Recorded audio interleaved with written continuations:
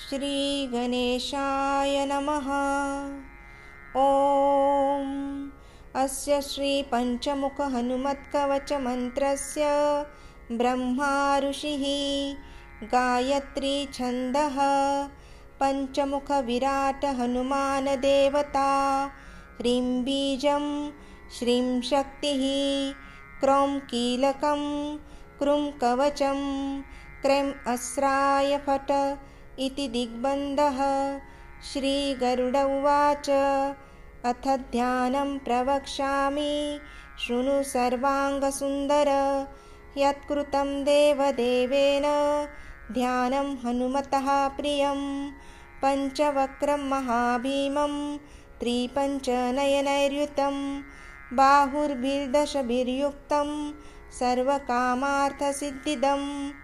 पूर्वं तु वानरं वक्रं कोटिसूर्यसमप्रभं द्रष्टां करालवदनं भ्रुकुटीकुटिलेक्षणम् अस्यैव दक्षिणं वक्रं नारसिंहं महाद्भुतम् अत्युग्रतेजवोपूषं भीषणं भयनाशनं पश्चिमं गारुडं वक्रं वक्रतुण्डं महाबलं सर्वनागप्रशमनं विषभूतादिकृन्तनम् उत्तरं सौकरं वक्रं कृष्णं दीप्तं नभोपमं पातालसिंहवेताल ज्वररोगादिकृन्तनम् ऊर्ध्वं हयाननं घोरं दानवान्तं करं परं येन वक्रेण विप्रेन्द्रं तारकाख्यं महासुरं जघान शरणं तस्या सर्वशत्रुहरं परं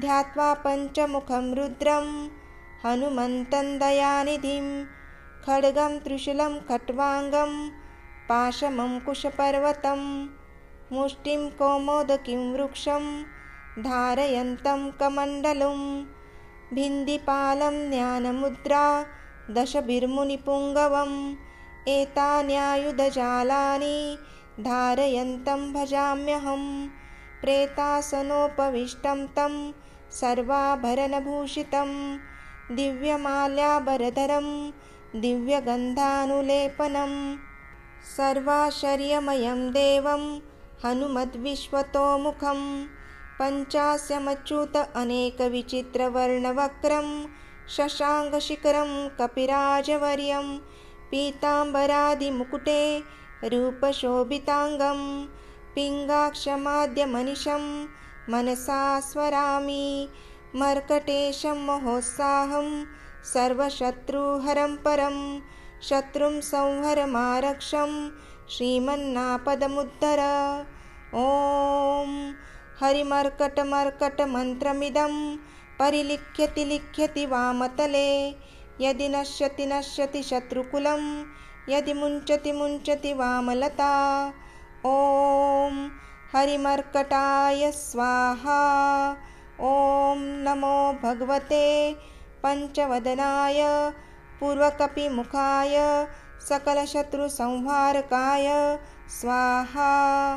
ॐ नमो भगवते पञ्चवदनाय दक्षिणमुखाय करालवदनाय नरसिंहाय सकलभूतप्रमथनाय स्वाहा। ॐ नमो भगवते पञ्चवदनाय पश्चिममुखाय गरुडाननाय सकलविषहराय स्वाहा। ॐ नमो भगवते पञ्चवदनाय उत्तरमुखाय आदिवराहाय सकलसम्पत्कराय स्वाहा।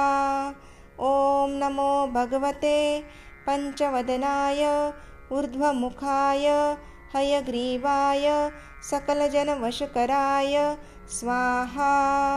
ॐ श्रीपञ्चमुखहनुमन्ताय आञ्जनेयाय नमो नमः। श्रीगणेशाय नमः। ॐ अस्य श्रीपञ्चमुखहनुमत्कवचमन्त्रस्य ब्रह्मा ऋषिः गायत्री छन्दः पञ्चमुखविराट हनुमान् देवता ह्रीं बीजं श्रीं शक्तिः क्रौं कीलकं क्रूं कवचं क्रैं अस्राय फट् इति दिग्बन्धः। श्रीगरुड उवाच अथ ध्यानं प्रवक्ष्यामि शृणु सर्वाङ्गसुन्दर। यत्कृतं देवदेवेन ध्यानं हनुमतः प्रियं पञ्चवक्त्रं महाभीमं त्रिपञ्चनयनैर्युतं बाहुर्भिर्दशभिर्युक्तं सर्वकामार्थसिद्धिदम्। पूर्वं तु वानरं वक्रं कोटिसूर्यसमप्रभं द्रष्टां करालवदनं भ्रुकुटीकुटिलेक्षणम्। अस्यैव दक्षिणं वक्रं नारसिंहं महाद्भुतम् अत्युग्रतेजवोपूषं भीषणं भयनाशनं। पश्चिमं गारुडं वक्रं वक्रतुण्डं महाबलं सर्वनागप्रशमनं विषभूतादिकृन्तनम्। उत्तरं सौकरं वक्रं कृष्णं दीप्तं नभोपमं पातालसिंहवेताल ज्वररोगादिकृन्तनम्। ऊर्ध्वं हयाननं घोरं दानवान्तं करं परं येन वक्रेण विप्रेन्द्रं तारकाख्यं महासुरं जघान शरणं तस्या सर्वशत्रुहरं परं। ध्यात्वा पञ्चमुखं रुद्रं हनुमन्तं दयानिधिं खड्गं त्रिशूलं खट्वाङ्गं पाशमङ्कुशपर्वतं मुष्टिं कौमोदकीं वृक्षं धारयन्तं कमण्डलुं भिन्दिपालं ज्ञानमुद्रा दशभिर्मुनिपुङ्गवम् एतान्यायुधजालानि धारयन्तं भजाम्यहं। प्रेतासनोपविष्टं तं सर्वाभरणभूषितं दिव्यमाल्याभरधरं दिव्यगन्धानुलेपनं सर्वाश्चर्यमयं देवं हनुमद्विश्वतोमुखं पञ्चास्यमच्युत अनेकविचित्रवर्णवक्रं शशाङ्कशिखरं कपिराजवर्यं पीताम्बरादिमुकुटे रूपशोभिताङ्गं पिङ्गाक्षमाद्यमनिशं मनसा स्मरामि मर्कटेशं महोत्साहं सर्वशत्रुहरं परं शत्रुं संहरमारक्षं श्रीमन्नापदमुद्धर।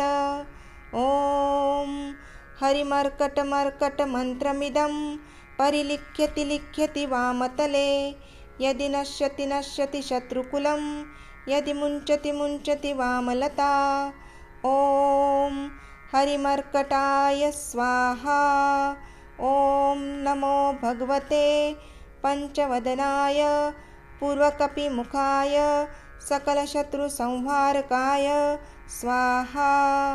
ॐ नमो भगवते पञ्चवदनाय दक्षिणमुखाय करालवदनाय नरसिंहाय सकलभूतप्रमथनाय स्वाहा।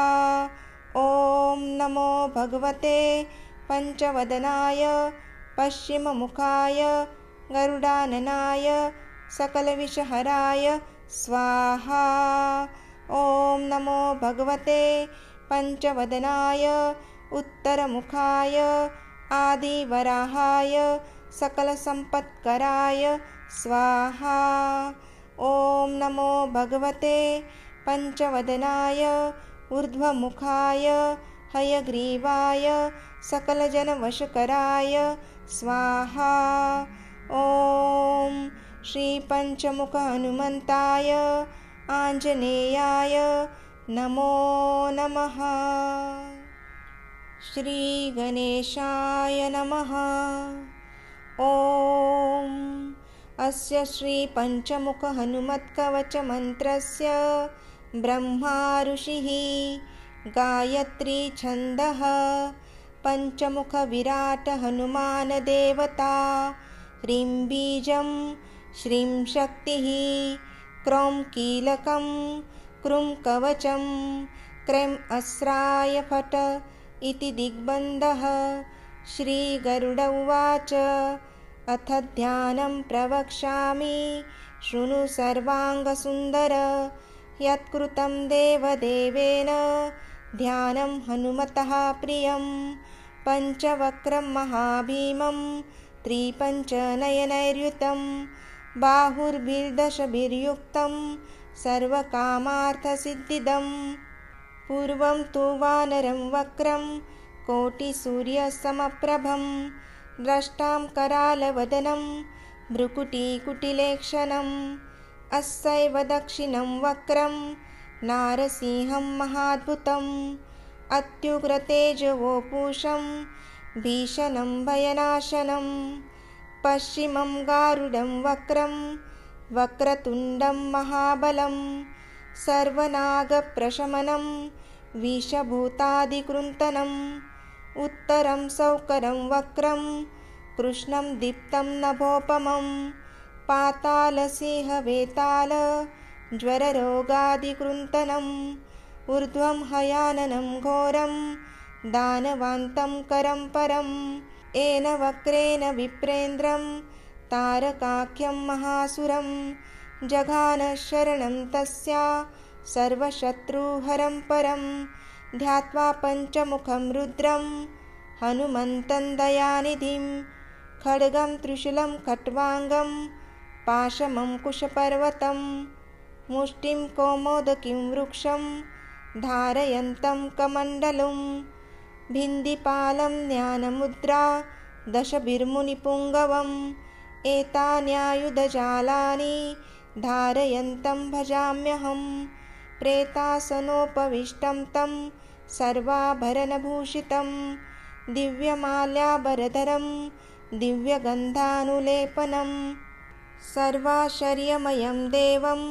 हनुमद्विश्वतोमुखं पञ्चास्यमच्युत अनेकविचित्रवर्णवक्रं शशाङ्कशिखरं कपिराजवर्यं पीताम्बरादिमुकुटे रूपशोभिताङ्गं पिङ्गाक्षमाद्यमनिशं मनसा स्मरामि मर्कटेशं महोत्साहं सर्वशत्रुहरं परं शत्रुं संहरमारक्षं श्रीमन्नापदमुद्धर ॐ हरिमर्कटमर्कटमन्त्रमिदं परिलिख्यति लिख्यति वामतले यदि नश्यति नश्यति शत्रुकुलं यदि मुञ्चति मुञ्चति वामलता ॐ हरिमर्कटाय स्वाहा ॐ नमो भगवते पञ्चवदनाय पूर्वकपिमुखाय सकलशत्रुसंहारकाय स्वाहा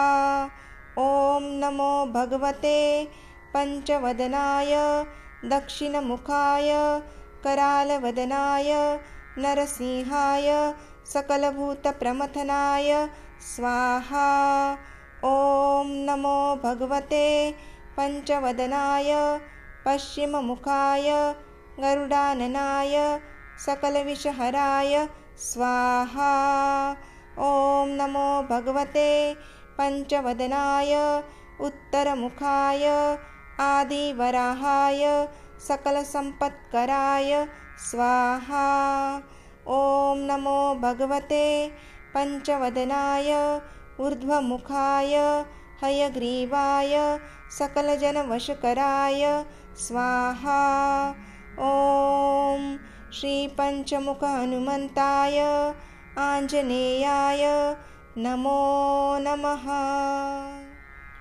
श्रीगणेशाय नमः।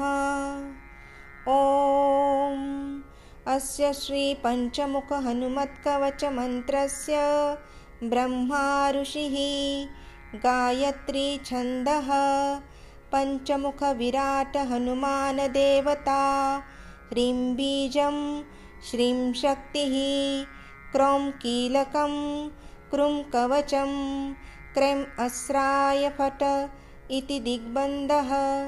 श्रीगरुड उवाच अथ ध्यानं प्रवक्ष्यामि शृणु सर्वाङ्गसुन्दर यत्कृतं देवदेवेन ध्यानं हनुमतः प्रियं पञ्चवक्त्रं महाभीमं त्रिपञ्चनयनैर्युतं बाहुर्भिर्दशभिर्युक्तं सर्वकामार्थसिद्धिदं पूर्वं तु वानरं वक्रं कोटिसूर्यसमप्रभं द्रष्टां करालवदनं भ्रुकुटीकुटिलेक्षणम् अस्यैव दक्षिणं वक्रं नारसिंहं महाद्भुतम् अत्युग्रतेजवोपूषं भीषणं भयनाशनं पश्चिमं गारुडं वक्रं वक्रतुण्डं महाबलं सर्वनागप्रशमनं विषभूतादिकृन्तनम् उत्तरं सौकरं वक्रं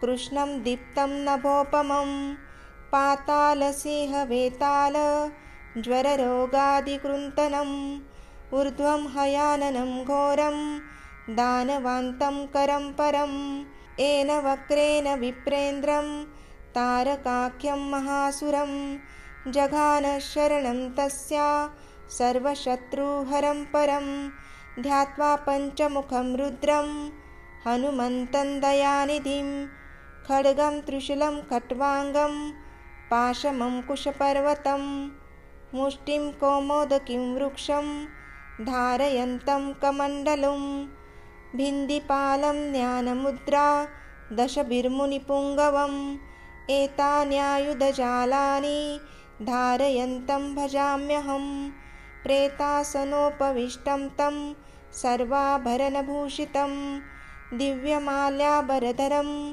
दिव्यगन्धानुलेपनं सर्वाश्चर्यमयं देवं हनुमद्विश्वतोमुखं पञ्चास्यमच्युत अनेकविचित्रवर्णवक्रं शशाङ्कशिखरं कपिराजवर्यं पीताम्बरादिमुकुटे रूपशोभिताङ्गं पिङ्गाक्षमाद्यमनिशं मनसा स्मरामि मर्कटेशं महोत्साहं सर्वशत्रुहरं परं शत्रुं संहरमारक्षं श्रीमन्नापदमुद्धर ॐ हरिमर्कटमर्कटमन्त्रमिदं परिलिख्यति लिख्यति वामतले यदि नश्यति नश्यति शत्रुकुलं यदि मुञ्चति मुञ्चति वामलता ॐ हरिमर्कटाय स्वाहा ॐ नमो भगवते पञ्चवदनाय पूर्वकपिमुखाय सकलशत्रुसंहारकाय स्वाहा ॐ नमो भगवते पञ्चवदनाय दक्षिणमुखाय करालवदनाय नरसिंहाय सकलभूतप्रमथनाय स्वाहा ॐ नमो भगवते पञ्चवदनाय पश्चिममुखाय गरुडाननाय सकलविषहराय स्वाहा ॐ नमो भगवते पञ्चवदनाय उत्तरमुखाय आदिवराहाय सकलसम्पत्कराय स्वाहा ॐ नमो भगवते पञ्चवदनाय ऊर्ध्वमुखाय हयग्रीवाय सकलजनवशकराय स्वाहा ॐ श्रीपञ्चमुख हनुमन्ताय आञ्जनेयाय नमो नमः। श्रीगणेशाय नमः। ॐ अस्य श्रीपञ्चमुख हनुमत्कवचमन्त्रस्य ब्रह्मा ऋषिः गायत्री छन्दः पञ्चमुख विराट हनुमान देवता ह्रीं बीजं श्रीं शक्तिः क्रौं कीलकं क्रूं कवचं क्रैं अस्राय फट् इति दिग्बन्धः।